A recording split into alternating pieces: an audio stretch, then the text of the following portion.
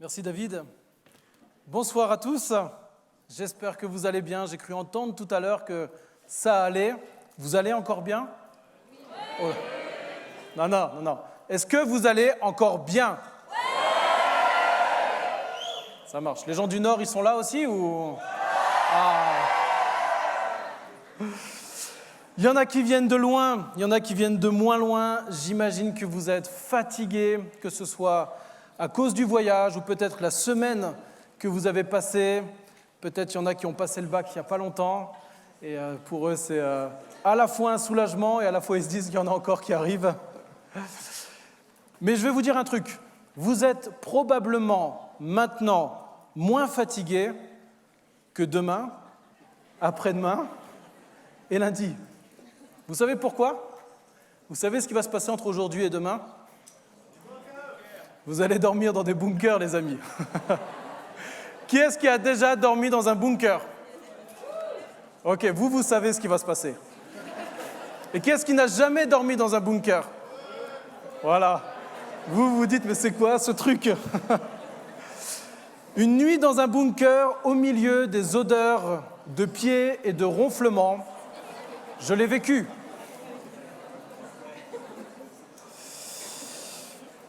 On va voir la tête que vous ferez demain matin. Et juste sachez un truc, c'est que si demain ça va, que vous avez bien dormi, c'est que les autres ont mal dormi à cause de vous. Ok ? Bref, j'imagine que vous avez besoin d'être fortifiés, comme nous avons tous besoin d'être fortifiés. Alors peut-être après une, 2, 3 nuits dans des bunkers, mais surtout aussi fortifiés dans notre vie de disciple, n'est-ce pas ?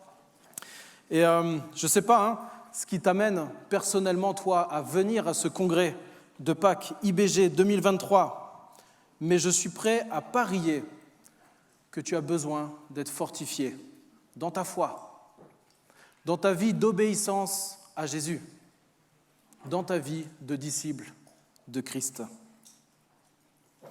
Et il y en a peut-être aussi un certain nombre, ils ne savent pas trop pourquoi ils sont là. C'est le responsable de groupe de jeunes qui les a pris avec. Allez hop, tu viens avec moi. Peut-être c'est ton pasteur qui t'a dit tu y vas. Peut-être c'est tes parents qui t'ont dit je t'ai inscrit. Mais peut-être que ce week-end peut avoir un but particulier du coup pour toi. Et si Dieu se révélait à toi ce week-end en particulier, comment est-ce que tu lui répondrais ? Si vous avez besoin d'être fortifié, sachez que vous vous situez dans la grande lignée des hommes et des femmes de la Bible qui ont eu besoin d'être fortifiés par Dieu. Vous n'êtes pas les premiers. Adam a eu besoin d'être fortifié par Dieu quand il a compris la gravité de son péché et l'insuffisance de ses solutions pour couvrir la honte du péché. Abraham a eu besoin d'être fortifié par Dieu quand il a douté de la promesse que Dieu lui avait faite et qu'il constate les conséquences négatives sur sa femme Sarai et sur la servante de sa femme Agar. Jacob a eu besoin d'être fortifié par Dieu quand il a voulu retrouver son frère qu'il avait auparavant manipulé, volé, déshonoré, parce qu'il voulait aller lui demander pardon. Joseph a eu besoin d'être fortifié par Dieu parce qu'il a vécu ces terribles épreuves, vendu en esclave par ses frères et puis ensuite jeté injustement en prison. Mais il est resté fidèle et confiant envers Dieu parce que Dieu l'a fortifié. Moïse a eu besoin d'être fortifié par Dieu quand il a été appelé à faire sortir le peuple d'Israël qui était en Égypte. Il se sentait incapable, impuissant, faible. Il doutait de ses capacités. Josué a eu besoin d'être fortifié par Dieu quand il est rentré pour prendre possession du pays de Canaan, pour aller déposséder les peuples, mener des guerres. Barak a eu besoin d'être fortifié par Dieu quand il a eu peur d'obéir à Dieu. Et Dieu lui a envoyé Déborah. Gédéon a eu besoin d'être fortifié par Dieu quand il a dû conduire les Israélites vers la victoire contre les Madianites, alors qu'il était le plus pauvre, le plus petit, le plus insignifiant. Il avait besoin d'un signe de Dieu. Samson a eu besoin d'être fortifié par Dieu quand à la fin de sa vie, condamné à cause des nombreuses femmes qu'il a pu avoir et de son péché, il a demandé à Dieu une dernière fois suffisamment de force pour juger les Philistins du mal qu'ils lui avaient fait. Ruth a eu besoin d'être fortifiée par Dieu quand elle est arrivée comme une étrangère en Israël, sans mari, sans fils pour prendre soin d'elle, et qu'elle a dû aller vers un homme, trouver un homme, un rédempteur, qui l'a rachetée de sa misère dans laquelle elle se trouvait. Anne a eu besoin d'être fortifiée par Dieu quand elle était désespérée parce qu'elle n'arrivait pas à avoir d'enfant. Samuel a eu besoin d'être fortifié par Dieu quand il a dû réformer tout Israël après 400 ans d'oubli de Dieu. L'idolâtrie et la dépravation étaient de mise dans le pays. David, le roi David, a eu besoin d'être fortifié par Dieu quand il a dû trouver de la sagesse, quand il a été persécuté par Saül, déshonoré par son propre fils, ou encore quand il a pris conscience de son péché terrible avec Bathsheba. Salomon a eu besoin d'être fortifié par Dieu quand il a dû trouver la sagesse de conduire le peuple dans ce qui est bon et qu'il a dû construire le temple. Yehoyada a eu besoin d'être fortifié par Dieu quand il s'opposa à Athalie et qu'il protégea le petit Joas pour garder la lignée de David parmi les rois. Élie a eu besoin d'être fortifié par Dieu quand il était découragé, fatigué et qu'il avait envie de mourir. Joas a eu besoin d'être fortifié par Dieu quand il accéda au trône de Juda à l'âge de 7 ans et que sous les conseils de Yehoyada, il fit détruire les idoles du pays. Josias, un peu plus tard, a eu besoin d'être fortifié par Dieu quand il est devenu roi, lui, à l'âge de 8 ans, et qu'il a redécouvert plus tard les rouleaux de la loi, qu'il a mené une réforme et qui a abouti à un réveil en Juda. Jérémie a eu besoin d'être fortifié par Dieu quand il était découragé parce que personne ne l'écoutait, malgré l'évidence de son ministère prophétique. Daniel a eu besoin d'être fortifié par Dieu quand il a dû choisir entre obéir aux lois de Babylone et obéir à Dieu, même s'il savait qu'il allait mourir. Zorobabel, Esdras ont eu besoin d'être fortifiés par Dieu quand leurs adversaires se sont opposés à la reconstruction de Juda, du temple. Néhémie a eu besoin d'être fortifié par Dieu quand, à la reconstruction de la muraille de Jérusalem, sous les moqueries, les menaces, les rumeurs, il a dû continuer son ministère. Esther a eu besoin d'être fortifiée par Dieu quand elle s'est trouvée devant son mari, l'empereur, pour plaider la cause de son peuple. Elle aurait pu mourir pour ça. Jean-Baptiste a eu besoin d'être fortifié par Dieu quand il douta que Jésus était le Messie, alors même qu'il avait prêché cette vérité pendant des mois. Pierre a eu besoin d'être fortifié par Dieu quand il a dû prêcher devant des foules, alors que quelques semaines auparavant, il avait renié Jésus. Paul a eu besoin d'être fortifié par Dieu quand il était persécuté et face à son écharde dans sa chair qu'il aurait tant aimé voir disparaître pour qu'il puisse persévérer dans son ministère de prédicateur de l'Évangile. Et même Jésus a eu besoin d'être fortifié par le Père quand à Gethsémane, il se préparait à porter le poids du péché de l'humanité, le poids de ton péché sur la croix.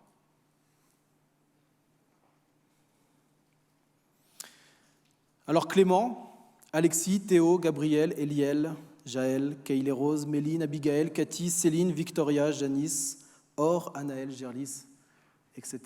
Je ne vais pas tous vous citer. Vous avez aussi besoin d'être fortifiés par Dieu. Vous n'êtes ni les premiers, ni les derniers. Et vous savez quoi ? J'ai une bonne nouvelle. J'ai une bonne nouvelle parce que Dieu veut te fortifier, comme il l'a fait pendant des milliers d'années envers ses disciples. Mais je pense d'une manière encore plus incroyable que ce que tu imagines, parce que Dieu veut te fortifier en agissant en toi et en vivant en toi, dans ton cœur, au plus profond de ton âme. Ce Dieu tout-puissant, qui a exaucé tellement de personnes, peut maintenant agir en toi s'il vit en toi. Et je t'invite à prendre avec moi, à lire avec moi cette courte prière de l'apôtre Paul qu'il écrit à l'église d'Éphèse. Et il va nous montrer comment et pourquoi Dieu nous fortifie. Vous avez dans vos carnets, à la page 10, le texte qui est mis, ou sinon, si vous avez avec vous votre Bible, c'est même encore mieux. Et ce qu'on va voir dans ce texte, c'est que Paul nous fortifie en vivant en nous pour que nous vivions par lui. Dieu nous fortifie en vivant en nous pour que nous vivions par lui. Et je vais lire donc Éphésiens chapitre 3, les versets 14 à 21. « C'est pourquoi je fléchis les genoux devant le Père, de qui toute famille dans les cieux et sur la terre tire son nom, afin qu'il vous donne, selon la richesse de sa gloire, d'être puissamment fortifié par son esprit dans l'homme intérieur. Que le Christ habite dans vos cœurs par la foi et que vous soyez enracinés et fondés dans l'amour, pour être capable de comprendre avec tous les saints quelle est la largeur, la longueur, la profondeur et la hauteur, et de connaître l'amour de Christ qui surpasse toute connaissance, en sorte que vous soyez remplis jusqu'à toute la plénitude de Dieu. Or, à celui qui, par la puissance qui agit en nous, peut faire infiniment au-delà de tout ce que nous demandons et pensons, à lui la gloire dans l'Église et en Christ Jésus, dans toutes les générations, au siècle des siècles. Amen.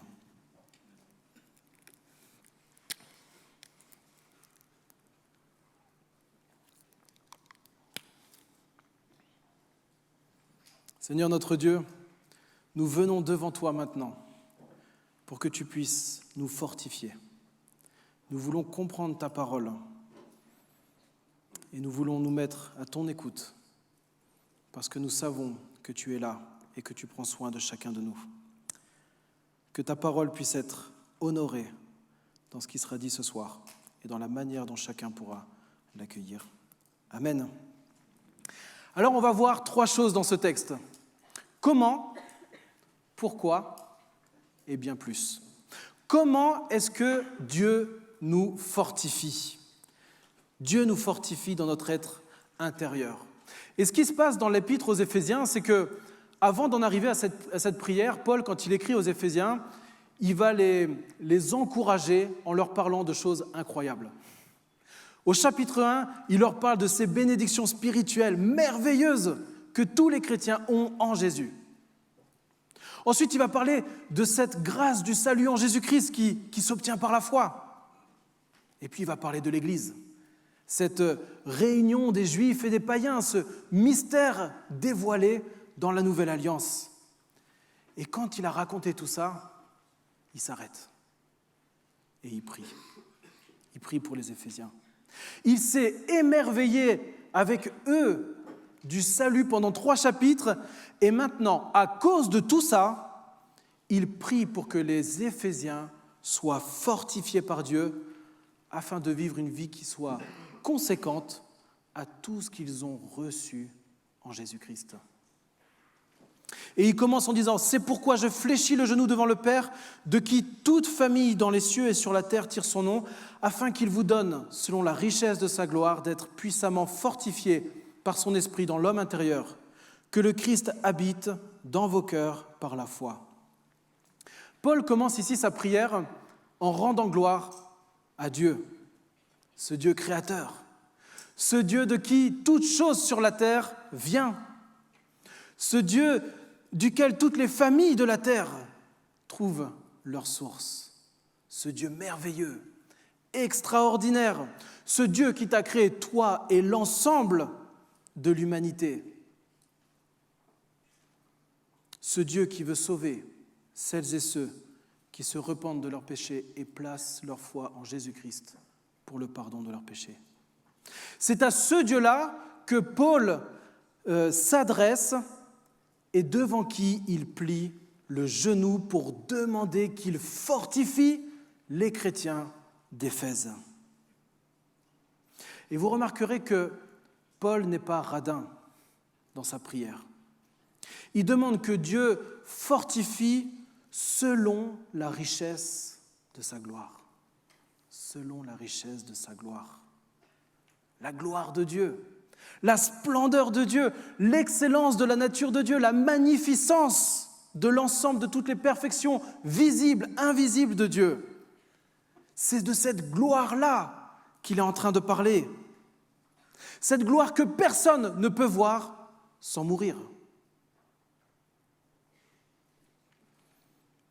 Pour essayer de comprendre cette gloire, on raconte l'histoire du premier empereur romain, de l'empereur romain du 1er siècle, Trajan, qui, à un moment, discutait avec un maître, un rabbi juif, et il lui demande, lui qui a cette culture des dieux gréco-romains qu'on peut voir, et il demande « Montre-moi ton Dieu, où est ton Dieu ?» Et le rabbin juif lui répond « Il est partout. Alors, est-ce que tu peux me le montrer ?» Mais le rabbin lui répond « Non, il ne peut pas être vu. Nul œil mortel pourrait soutenir l'éclat de sa gloire. » Alors il est fier quand il peut dire ça à l'empereur. Et il continue, il lui dit « Mais je ne peux pas te faire voir mon Dieu, mais par contre je peux te montrer un de ses ambassadeurs. » Alors il amène l'empereur dehors, il est midi, il dit « Regarde le soleil. » Évidemment, l'empereur ne peut pas le regarder. Au bout de quelques secondes, c'est pas possible.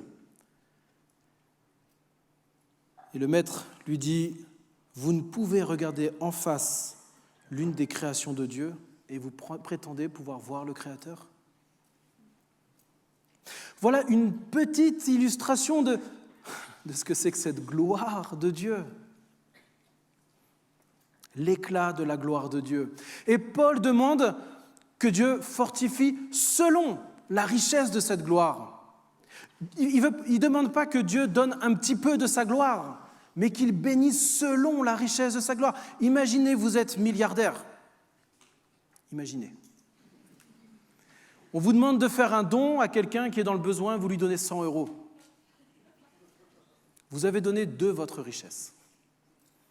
Mais si vous lui donnez 500 millions d'euros, vous lui aurez donné selon votre richesse. Voilà comment Dieu peut vous donner, vous fortifier selon la richesse de sa gloire. Quelle grâce, quel bonheur, quel honneur et quel encouragement de savoir que ce Dieu si glorieux, si généreux, veut nous fortifier selon la richesse de sa gloire. Alors vous me demanderez peut-être, mais comment il fait ? Comment il fait dans ma vie de tous les jours ? Je ne suis pas éclatant comme le soleil ou puissant au point de faire des miracles, des guérisons. Je ne sais pas ce ministère que pouvaient avoir Moïse, Paul, Élie ou Gédéon. Eh bien, Paul répond. Et il dit, c'est par son esprit dans l'homme intérieur et par Christ dans vos cœurs. Et nous rentrons là dans la vie la plus intime du chrétien, son être intérieur. C'est la présence de Dieu le Saint-Esprit et de Dieu le Fils en nous qui est la source de notre force. Pour le dire autrement, c'est en faisant régner Christ dans notre vie par son Esprit que nous pourrons être fortifiés par Dieu. Je répète, c'est en faisant régner Christ dans notre vie par son Esprit que nous pourrons être fortifiés par Dieu. Voilà comment Dieu veut nous fortifier. Parce que si tu es chrétien, le Saint-Esprit, Jésus, habite en toi, c'est une promesse, une certitude. Mais il y a ensuite une question d'appropriation et d'occupation des lieux. Est-ce que Jésus, est-ce que l'Esprit Saint ont toute leur place dans leur vie, dans ta vie ? Est-ce qu'ils prennent possession de toute ta vie ? Parce que si ce n'est pas le cas, tu ne seras pas fortifié par Dieu.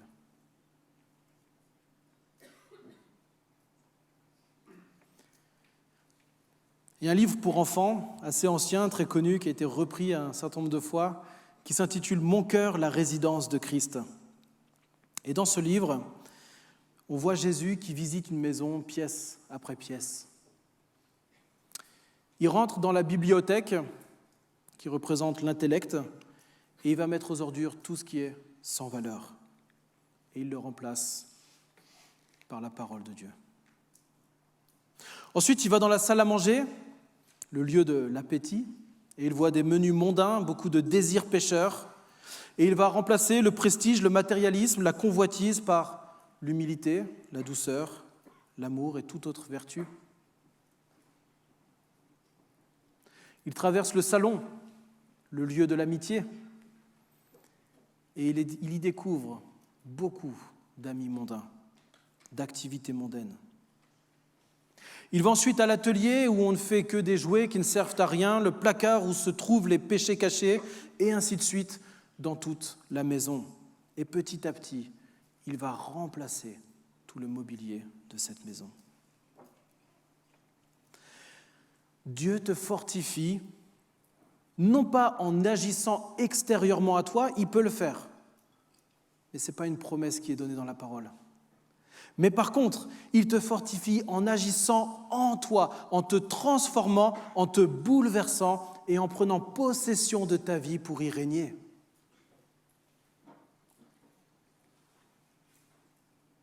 Encore faut-il laisser Jésus régner.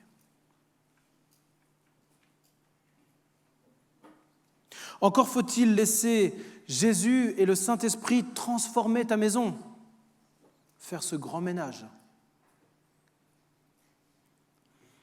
Et c'est à toi de vouloir que ce ménage soit fait, pour que Dieu vienne habiter en toi dans toute sa plénitude, pour te fortifier.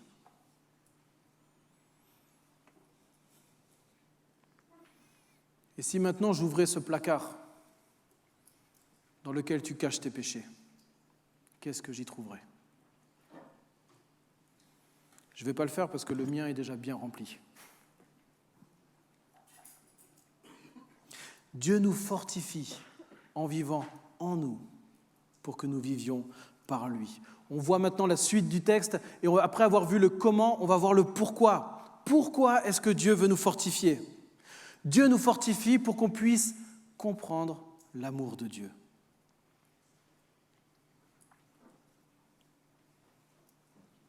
Il dit au verset 17, donc il a dit que le Christ habite en vous, que le Christ habite dans vos cœurs par la foi, et que vous soyez enracinés et fondés dans l'amour pour être capables de comprendre avec tous les saints quelle est la largeur, la longueur, la profondeur, la hauteur, et de connaître l'amour de Christ qui surpasse toute connaissance, en sorte que vous soyez remplis jusqu'à toute la plénitude de Dieu. Pourquoi Dieu veut vous fortifier ? Pour que vous soyez des grands évangélistes ? Pour que vous serviez fidèlement Dieu dans votre Église ? Pour que vous ayez une vie de prière intense ? pour que vous vous inscriviez au premier cycle de formation de l'IBG? Non. Ce n'est pas pour ça que Dieu veut vous fortifier. Dieu veut te fortifier pour que tu sois enraciné et fondé dans l'amour de Jésus-Christ. 2 images pour montrer la solidité. Une plante est solide quand les racines sont profondes et étendues. Un édifice est solide quand les murs ont des fondations qui sont profondes. Et cette fondation dont il est question ici, c'est l'amour. L'amour de Jésus qui s'est sacrifié à la croix pour prendre ton péché et ta condamnation sur lui. Et c'est ce même amour qu'il nous demande d'avoir pour notre prochain. Mais cet amour, il est impossible à vivre si Christ n'a pas pris possession de notre vie, pour y régner et pour qu'il manifeste son amour pour nous, à travers nous. Donc, Dieu nous fortifie en vivant en nous par le Fils et l'Esprit. Et pourquoi ? Pour que nous puissions lui permettre de manifester son amour parce qu'on aura compris le grand amour du Seigneur Jésus. Cet amour qui est tellement large qu'il englobe absolument toute l'humanité, les Juifs comme les païens, c'est ce qu'il a dit juste avant au chapitre 3. Un amour qui est si grand et suffisamment large pour t'aimer quand bien même tu penserais être rejeté, quand bien même tu penserais ne pas être aimable. C'est un évangile, un amour, l'amour de Jésus, c'est offert à tout le monde, est offert à tout le monde. L'évangile, la bonne nouvelle du salut en Jésus-Christ est offert absolument à tout le monde, sans aucune distinction, parce que tous sont pécheurs et privés de la glorieuse présence de Dieu, de la gloire de Dieu. Tous ont besoin de l'amour de Jésus pour pouvoir être pardonnés. Cet amour est tellement long qu'il n'a aucun commencement et aucune fin. Dieu nous a choisis dès le commencement, même bien avant le commencement, avant la fondation du monde, pour que nous soyons saints et sans défaut devant lui. C'est ce qu'il a rappelé au chapitre 1. Et cet amour durera pour l'éternité. De toute éternité, Dieu le Fils avait prévu de venir monter à la croix pour porter ton péché. De toute éternité et pour toute l'éternité, Dieu avait choisi celles et ceux qui formeraient ses disciples, celles et ceux qui formeraient son royaume.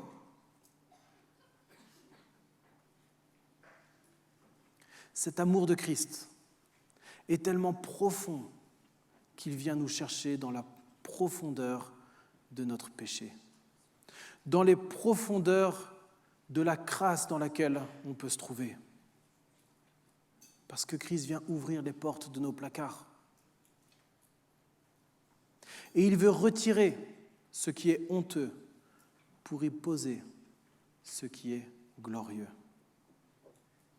Alors que nous étions tous pécheurs, Christ est mort pour nous. Cet amour de Jésus est tellement haut qu'il nous amène à contempler sa gloire dans les lieux célestes. C'est ce que Paul dit au chapitre 1 encore. Un amour qui dépasse tout ce qu'on peut réellement comprendre et connaître.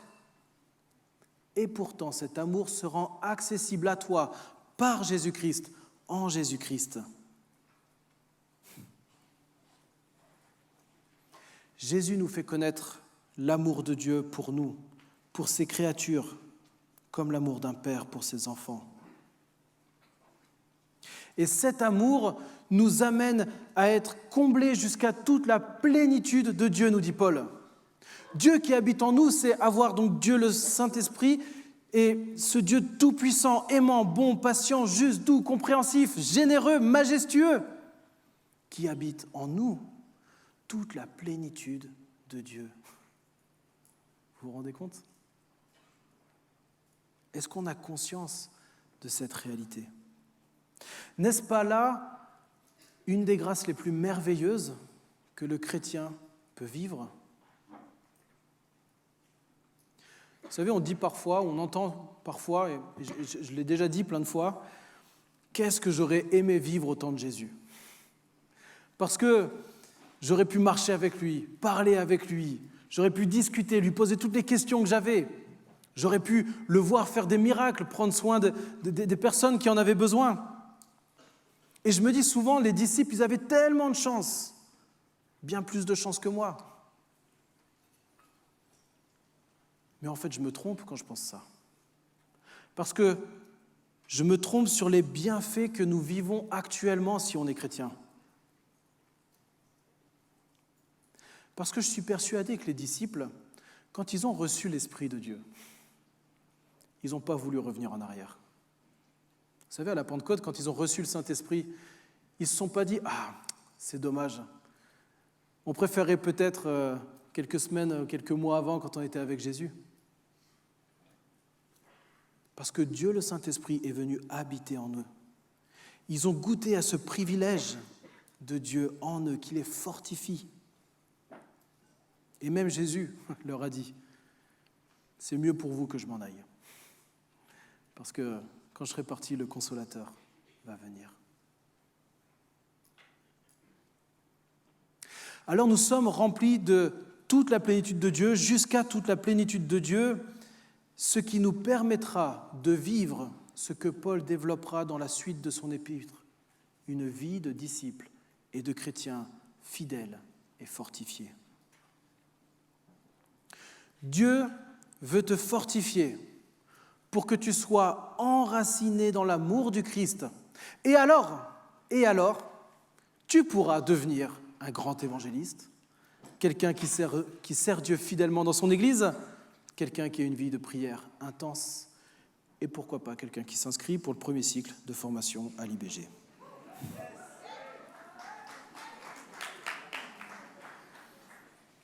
On arrive à la fin de notre texte, et ce qui se passe là, c'est juste incroyable. Regardez le texte, versets 20 et 21. « Or, à celui qui, par la puissance qui agit en nous, peut faire infiniment au-delà de tout ce que nous demandons ou pensons, à lui la gloire dans l'Église et en Christ Jésus, dans toutes les générations, au siècle des siècles. Amen. » On monte petit à petit toujours plus haut dans l'émerveillement de qui est Dieu et de ce que Dieu fait pour nous fortifier. Paul, il est en train de dire, les amis, ce n'est pas encore fini. Dieu vient habiter en vous pour que vous puissiez comprendre l'amour de Christ, vivre l'amour de Christ, et c'est comme ça que vous serez fortifiés, mais il ne s'arrête pas là. Il termine par cette parole de louange, de gloire, et il proclame une vérité encore plus grande que ce qu'on a vu jusqu'à présent. Ça fait 3 chapitres que Paul se concentre pour essayer de démontrer les merveilles de Dieu. Il essaye de montrer que par les bénédictions spirituelles, par cette vie spirituelle, on était mort, on a été ressuscité avec Christ, on siège avec Christ dans les lieux célestes. Nous sommes pleinement intégrés dans la communauté des croyants, nous sommes réconciliés avec tout, et ce n'est pas fini. Et ce n'est pas fini, parce qu'il peut faire par sa puissance qui agit en nous encore plus, bien plus que ce qu'on demande, mais encore plus, bien plus que ce qu'on imagine. Cette puissance qui agit en nous pour nous fortifier, c'est la même puissance qui a ressuscité Jésus-Christ d'entre les morts. C'est cette puissance-là qui veut vous fortifier, qui peut vous fortifier au-delà de tout ce que vous pouvez imaginer. Au-delà de tout ce que vous pouvez imaginer. Si on dit que Dieu peut faire bien plus que ce qu'on peut imaginer, je pense qu'on est tous d'accord. Mais si je vous dis que Dieu peut faire en nous, à travers nous, infiniment plus que ce qu'on imagine, au-delà de nos prières, au-delà de nos pensées et même peut-être au-delà de nos rêves, est-ce qu'on y croit aussi ? Si nous vivons par Jésus, ça veut dire que ce n'est plus moi qui vis, c'est Christ qui vit en moi. Ça veut dire que Dieu le Saint-Esprit règne dans ma vie, Christ règne dans ma vie, alors notre vie appartient à Dieu et Dieu est maître de toutes les pièces de ma maison. Alors à ce moment-là, Dieu me fortifiera bien plus que ce que je peux imaginer pour contempler son amour, pour laisser Christ aimer à travers nous, pour vivre une vie de disciple fidèle. Alors ma vie de disciple prend tout son sens. Est-ce que ta vie chrétienne a du sens ? Est-ce que ta vie chrétienne a du sens ? Quelle que soit la raison pour laquelle tu es venu à ce week-end, laisse Dieu agir. Laisse Christ régner en toi pour te fortifier. Parce qu'il peut faire bien plus que ce que tu imagines. Voilà la grandeur, la majesté de la force que Dieu nous donne lorsque nous sommes chrétiens. Dieu nous fortifie en vivant en nous pour que nous vivions par lui.